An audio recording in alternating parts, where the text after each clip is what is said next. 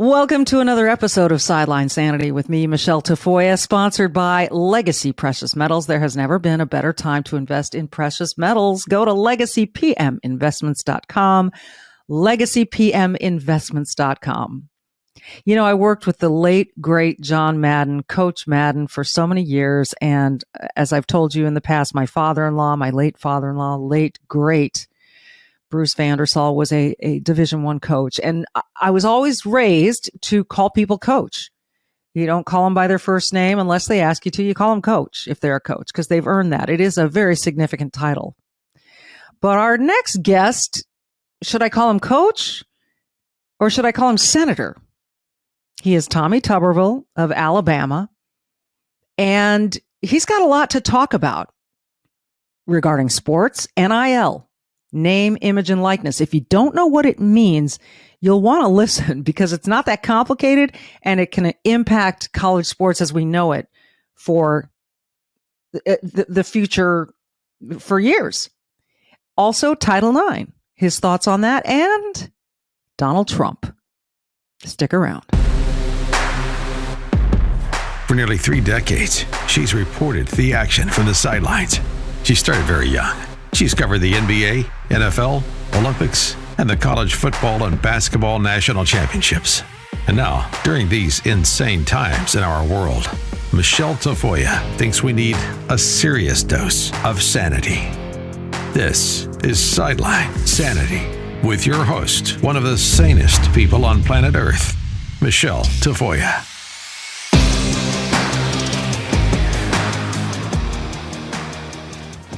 I am sitting here going, do I say coach? Do I say senator? Because John Madden would say you always call a coach. You've been an elected senator now. What do I call you? For 40 years, Michele, I was called coach, and you called me coach for several years when you were doing games for us at Auburn and Ole Miss. But no, I love coach. I earned that. I think coach is one of the most important things that our country has because we deal with so many people. And of course, people up here recognize me as coach. Some people call me senator, but mostly coach. What is it when you hear senator? Are you inclined to turn your head, or when you hear coach, are you inclined to turn your head? No, I turn my head when it's coach. And the holler senator, 99 other people turn around and look. So there's 100 of us, and no matter where I go up here, people call me coach. And I started that when I first got here. I said, listen, don't call me senator, call me coach. And it's kind of resonated across Capitol Hill and even interviews, major TV networks. Everybody calls me coach. So I'm used to it. So I'm glad they're doing it. Well, you know what? My father-in-law was a college coach, as I've worked with so many coaches, and I respect the profession so much. And as you said, I think we need a lot more of them. This is an interesting time in college sports. Name, image, and likeness. Most people are hearing this NIL, and a lot of people don't know what it means. So for someone who coached for so long and now you see this name, image, and likeness thing occurring, how would you describe to people what it is versus maybe what it ought to be? Well, as you know, I was from the inside out for years. I was on the coaching side, the player side, and I've always been for players having the opportunity to make money. People don't realize this, Michele, that college sports, no matter with men, women, when you're playing in college, you've got 2 full-time jobs. The only time in your life you'll ever have 2 full-time jobs. The sport is a full-time job, and then academics is full-time job. So they don't have time for a part-time job, and if you're doing it right. So we fought for years to give them more money and more TV money across the board, and the cost of attendance was passed 10 years or so ago. You had grants, federal grants, because a lot of these kids don't have money to get along, to do things that they'd like to do when they're not either studying or in the sports. So I've always been for that. Now, we've gotten to the point it's gotten out of control. The NCAA is to blame. I've always talked and been very vocal. I was on the coaches committee for years, Grant Taft's committee. We always talked about how do we get more money for these players, give them an opportunity to live a life of the 4 or 5 years that they're at school. But the NCAA, you never could get them to bite on it. I mean, they were just afraid of lawsuits. And so here we are today, now that the NCAA has lost total control. The Supreme Court, a year or so ago, said, hey, they are able to make money off their name and image and likeness. And so that's good. I think that's really good. And I'm not against the money. I'm really not. Joe Manchin and I, who's a Democrat, or I guess, we've sat down as bipartisan senators. Yes. And he knows a lot about athletics. And so we're trying to make it to where this is not going to be in the future a minor league sport for the NFL or NBA or any other sport. And that's what it's becoming. We want to stand up for the student athlete, but we also want to stand up for education and the sport in the future. And if we continue down the road, Michele, that we're in right now, we're going to lose it, as you and I have grown up knowing it as a sport that really did a lot for a lot of young men and women. This is the thing, is that you have student athletes, and some of them are spectacular. Some student athletes forgo college altogether. Kobe Bryant, Kevin Garnett. We can talk about those, but not all of them are created equal, right? So you may have a star quarterback who can get the NIL money, and then you have an offensive guard who isn't as well known, might not be as telegenic, but is working his tail off and cannot get NIL money. Is that part of the concern? Is that you're going to create almost a series of tiers within a locker room?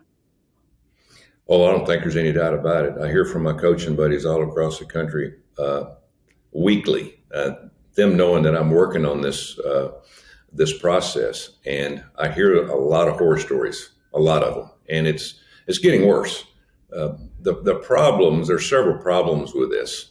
Again, number one, it was not meant for recruiting. It was not meant for coaches to go out and recruit players from high school and say, you come to our university, we'll make sure you get $250,000, and you'll have to do a few things for it. But that's not what it was meant for. The Supreme Court meant that once you get to the school, you can make money off your name and your image and likeness.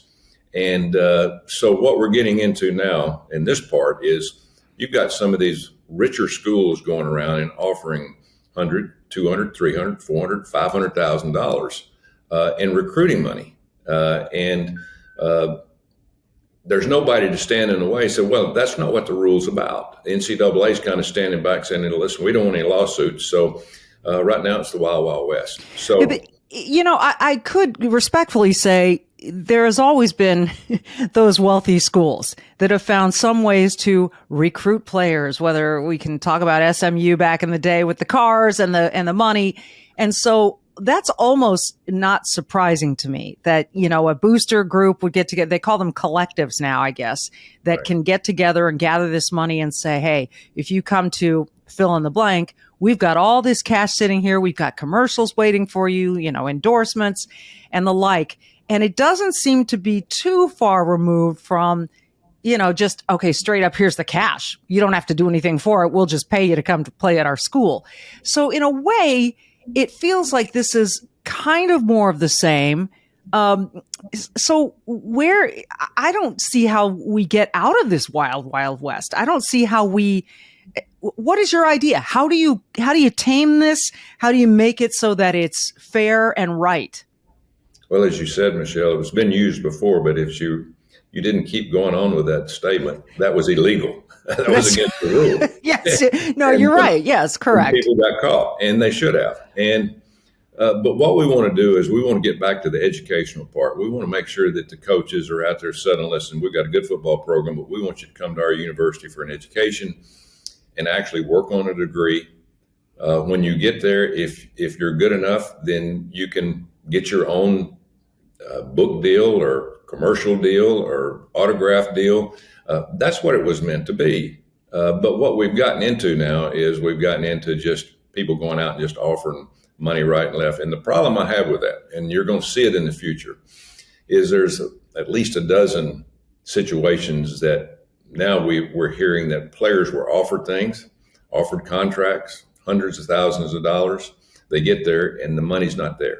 They're not making the money. So somebody's got to oversee this. And as the federal government, now, as I tell people, I hate that we have to get involved, because once we get involved, this is not a rule that we're working on. This is a law. I mean, and this is a federal law. And what we're trying to do is make everybody the same, every state. And we're the only one that can do that. We can say, listen, here's your parameters in terms of recruiting. Here's the parameters in terms of the transfer portal. And we want to add one other thing to it on the federal level. We want to make sure that every player is covered health-wise for a certain number of years, and the money's paid out by the either football playoff or the basketball tournament, where they make millions and millions of dollars. But something's got to go back in protecting these kids after they've left the school. And so there's three areas that we're really looking at. Those three areas: how you recruit, transfer portal, and then the medical part after kids young people have graduated from school. I like that third part. I think that's so fair, because some of these kids are, just as they are in the NFL, putting their bodies on the line and for their teams, and they should get that kind of care. The transfer portal is an interesting part of this. Let's take a quick break and we'll talk transfer portal when we come back.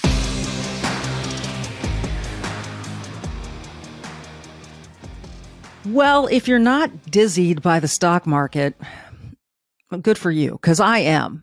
But the nice news is gold has been on the rise while we're struggling with gas prices, and we're seeing this roller coaster on the stock market, and inflation is blah, and there's the war in Ukraine. You do have some options. Gold prices are rising. And why is that? Investors are turning to gold for protection, because gold provides a hedge against inflation. It protects against a weakening dollar. And so the only company I trust when investing in gold and silver is Legacy Precious Metals. You need an investment that's going to protect your wealth in retirement, right? So call Legacy Precious Metals today. You want to be proactive while there's still time. You don't want to wait. Remember 2008? Yeah, gives me chills. Those who invested in gold saw nice gains. Others lost their retirements. So Legacy Precious Metals can advise you on all of this, how it fits into your long-term play, gold, silver. You can speak to an IRA expert at Legacy Precious Metals, 866-528-1903, 866-528-1903, or download their free investor's guide at legacypminvestments.com, legacypminvestments.com. All right, Coach Tuberville, Senator, Coach-iter. Coach, I'm going to stick with Coach. The transfer portal it's just this, it's made college sports a whole new world. It's like free agency. It's like if a student comes in and after his freshman season, he's not happy with the way the coach is using him or not using him or her, they just enter this magical portal and they can go somewhere else. And it just seems to add so much uncertainty and a lot of headaches for coaches, for athletic directors, for the players themselves. How is this thing tameable? It feels like the toothpaste is out of the tube. Well, you're exactly right. And the problem that we're getting into this is, we go back to my original statement. We want to protect the athlete, but we also want to protect their education. You start transferring and moving around, and it's not other than anything but money now. They're using money as the award to go to another school. And again, I don't mind these young men and women making money. I really don't. I think it's good for them. But to have the opportunity to sign up for a contract, and then because of maybe somebody else is going to offer $50,000 more the next year, they're going to pack up and leave. Well, what about their education? When you transfer, you might be lucky that 15, 20% of those hours will transfer.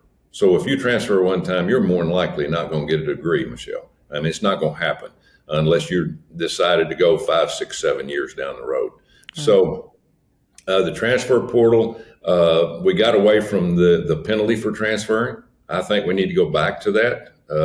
I think that there should be some exceptions that possibly if a coach leaves or we haven't come up with all the exceptions yet. But I think that if you just get up and say, listen, I'm going to transfer this year to another school because somebody's already called me and said they're going to give me 100,000 more instead of making 300,000. I'm going to make 400,000.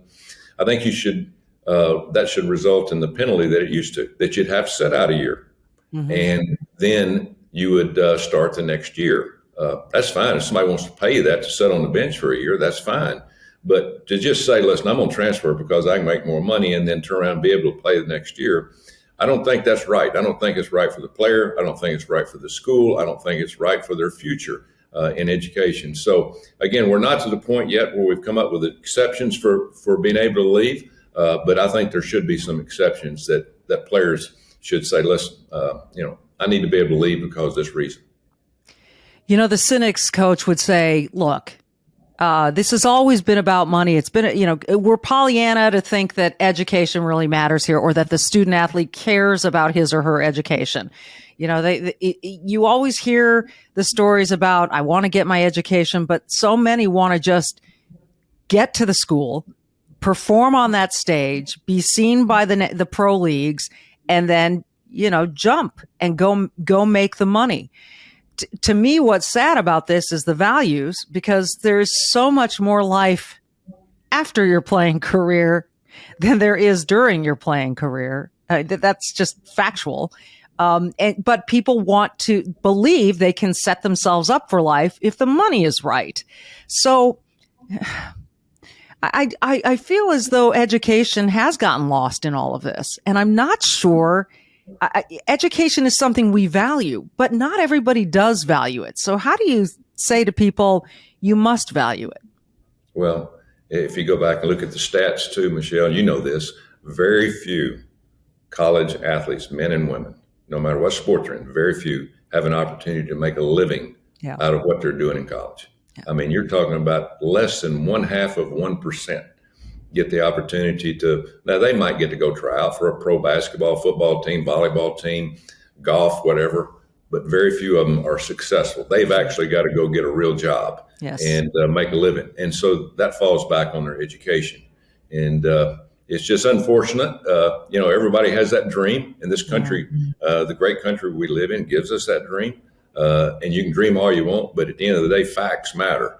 And I've seen so many of these kids that come out after the third year and maybe come out early, and their agents have promised them, you're going to make all this money, and they go and they're back on in the stands the next year after they get cut from their team, watching you play, knowing that, hey, I should be out there playing. Maybe if I'd have played another year or got finished my degree, I'd have a better job right now instead of looking from the outside in.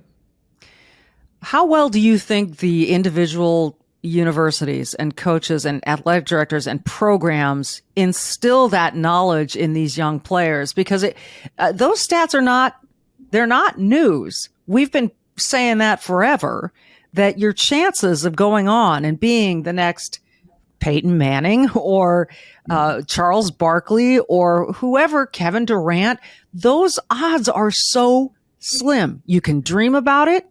You can aspire to it.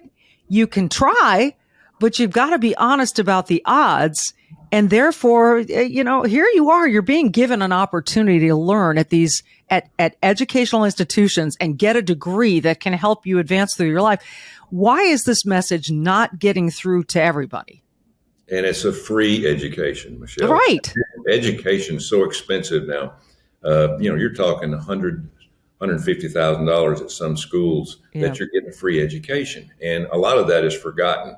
I talked to a couple of coaches last year that they counted up everything that they gave their players, whether it's clothing or food, or now you can give them a smorgasbord of supplements, anything that they really want, because all bets are off now. Yes. And they say it's close to $100,000, $100,000 a year that they get free as a player now. And it's mind-boggling. Yeah. So these athletes are spoiled. They're spoiled rotten. I'll tell you that right now. Now, they're all looking at the money all these coaches are making. And a few coaches are making a tremendous amount of money. Mm-hmm. And that's one part of it. If you look at the TV contracts, SEC, Big Ten, in a few years, they're going to be making per school, 60, 70, 80, $90 million a year TV Holy money. moly. That's And amazing. so at the end of the day, all these athletes are looking at this going, hey, why don't we get part of it? And I'm Sure. for that. Yeah. I think every school should come up with the amount of money that they give every player. Now, this NIL is only for a few. Yeah. But if the school really wanted to do the right thing, and I know a few schools do that in the SEC, they take an amount of money, said we're going to give every player on the team from our TV contract $20,000 each a year. And we got to use common sense here. We just can't keep saying, okay, we're going to keep building these castles for workout areas and barbershops and in the dressing room and TVs in the lockers. We can't keep doing that. We've got to put more money towards the athletes. And I think the athletes would prefer that much more than having these prima donna castles in which they dress in which they get nothing out of after about 3 or 4 years. Yeah, I tend to agree. I think if these athletes got personalized attention, that they were supported through their learning experiences, that there would probably be a whole lot more intrinsic value to that might really get them to understand what they're capable of beyond basketball court or the gridiron or the volleyball court. It's really interesting stuff. Title IX is a bit under assail these days, in my personal opinion. Title IX was created so that women athletes, women on college campuses, high school campuses, would have equal access to sport. And, we've seen the biggest example that nationally that we talk about is Leah Thomas becoming, a trans woman and competing against women in the swimming pool. I personally don't believe you can declare yourself a woman and that makes you a woman, no matter the hormones that you take. I could go into very specific details as to why that is, but I'm going to spare everyone. But how is this on the radar of the Senate right now? And have you and Joe Manchin discussed this at all?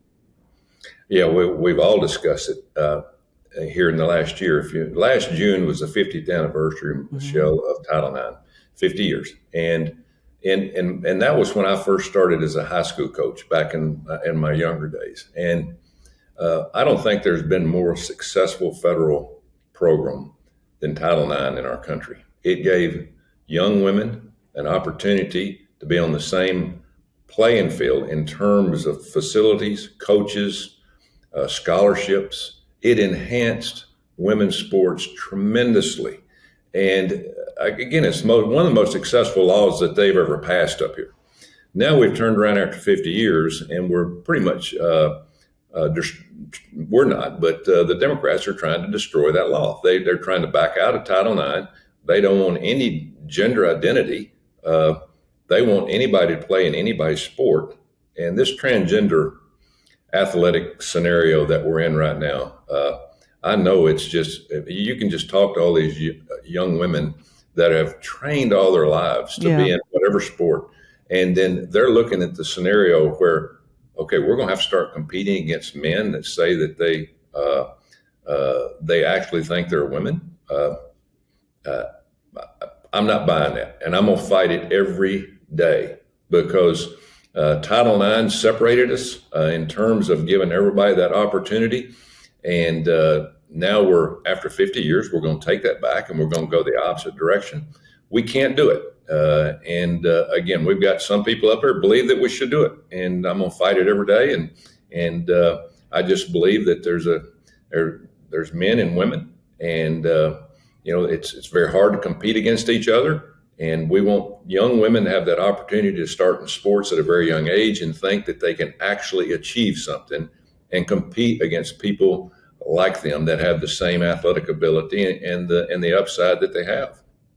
And I don't have to tell you that you're going to be called a lot of names. We all have, it makes you a transphobe if you somehow think that this is unfair for women to compete against biological men in sport. And I'm wondering how being a senator and dealing with all of this backlash that you must deal with on a not a daily basis, an hourly basis, compares to what it was like to be a head coach of a Division I, very, very, very successful Division I football program. I mean, could you have been prepared for this?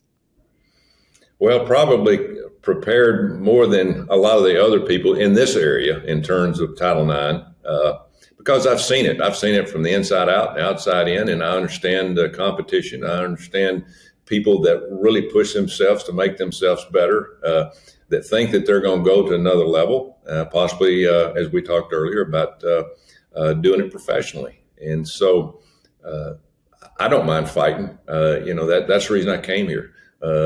One of the reasons I came was because of education. I've seen over the years how our education has been downgraded.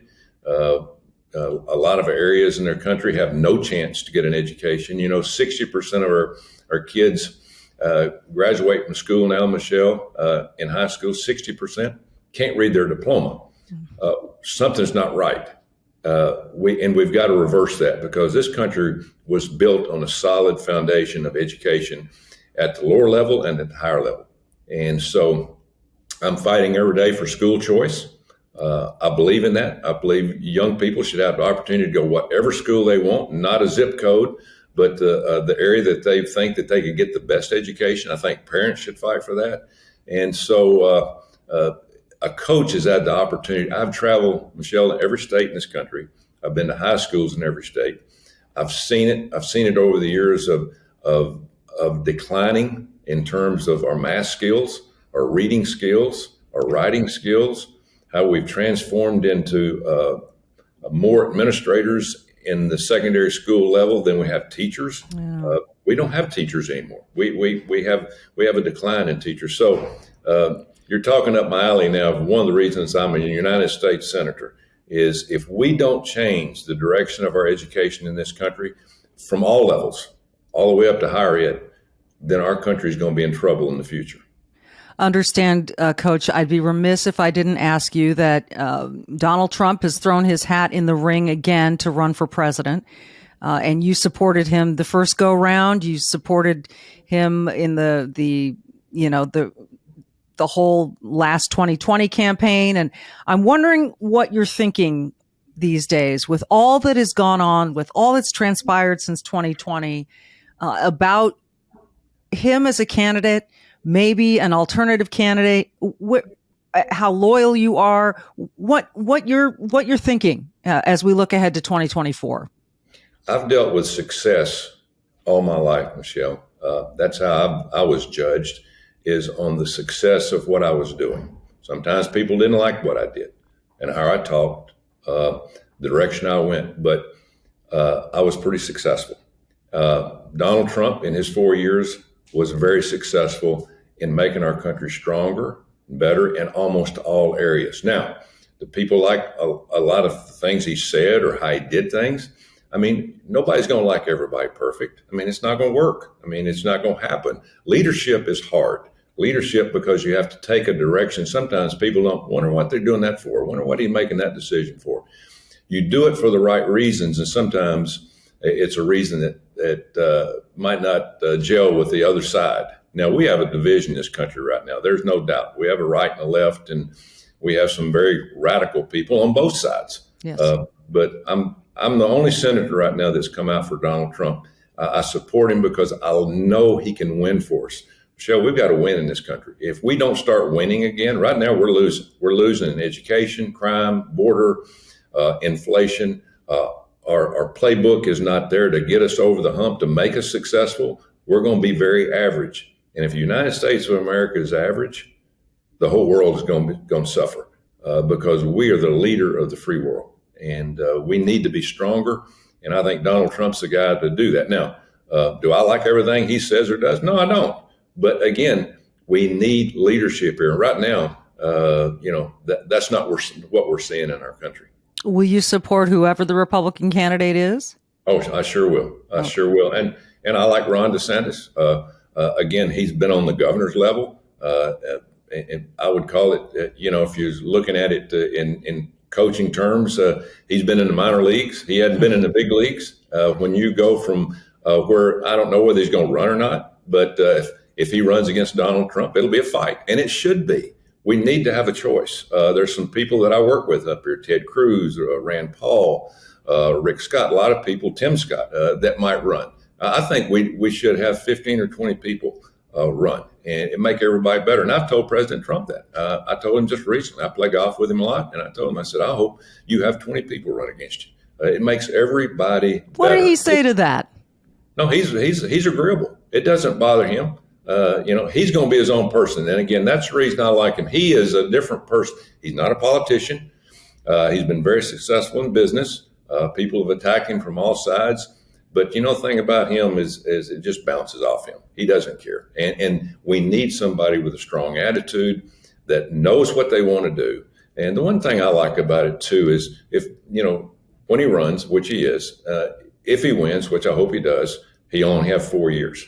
Now, he's been here before. He understands how to put together a team. He made some bad choices at the beginning, bad assistant coaches, I would call them. And he had to let a lot of them go.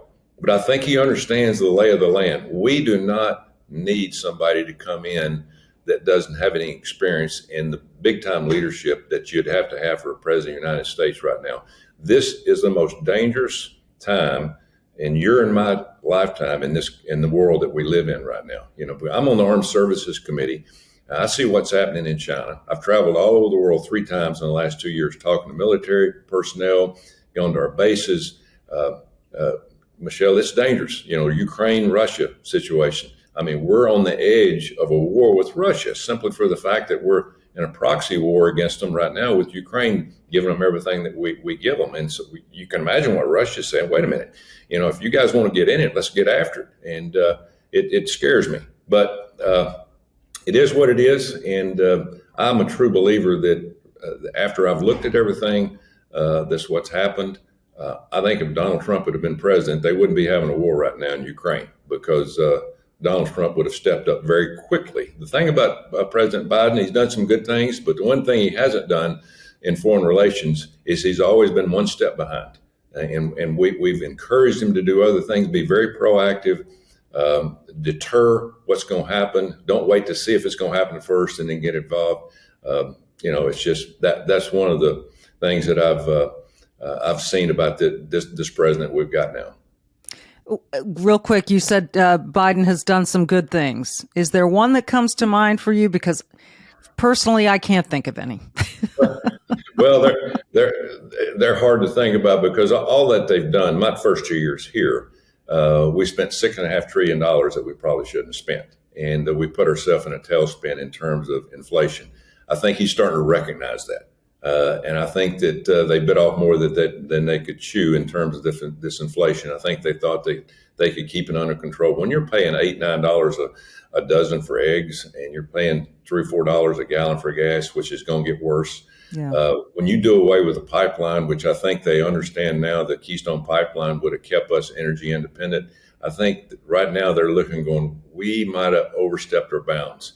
And I think there were some people that made that decision behind the scenes that put him even in harm's way in terms of making bad decisions. But you're right; it's hard to come up with something that's very positive. I do like now that he's stepping up against Russia with Ukraine because we need to stand behind them. But again, I would have loved to have seen him got involved in it before they crossed the border and went into Ukraine and got this fight started at the beginning. Well, if you tell me you're encouraged and you think that they are starting to see some of the mistakes they've made, I guess I'll say better late than never, and I'll keep my fingers crossed. And in the meantime, I so appreciate your spending all this time with us and sharing your views. And I'm on board with the school choice. I'm on board with protecting Title IX. And I'm on board with tweaking this NIL a little bit. I almost want to cry when I see what college has become for most students and what it could be. So count me in. As for Trump, not sure I'm on board with you there, sir, but I respect your opinion about it, and we'll see we'll see what happens. Exactly. Well, there'll be a lot of competition. I love competition, Michelle. We're I going to know see it. you do. I The next knew few you. years is going to be a fight in the Republican Party, which is fine. We need that. We need the right person to step up. As long as people can unify ultimately and be a strong front, no matter which side you're on, you want to see some unity. I'm worried about this country and the division you've talked about, and that's why I left sports, coach. That's why I left, because I can't just stand by and do nothing. I'm not proclaiming myself to have any great impact here, but even if I can have a little, I can't keep silent about it. And that's why I left. So I think you and I are similar in that way. And again, I truly appreciate you coming on with us today. Well, thank you. Good to talk to you again. And God bless us all. We're next, we've got to grab a hold and hold on, because it's going to be a rough ride for a few years. Oh, thanks for the warning. I think I'm grabbing onto something. He is Coach. He is Senator Tommy Tuberville. We thank you again from the great state of Alabama. Be well. Thank you. This has been Sideline Sanity. Be brave and do good.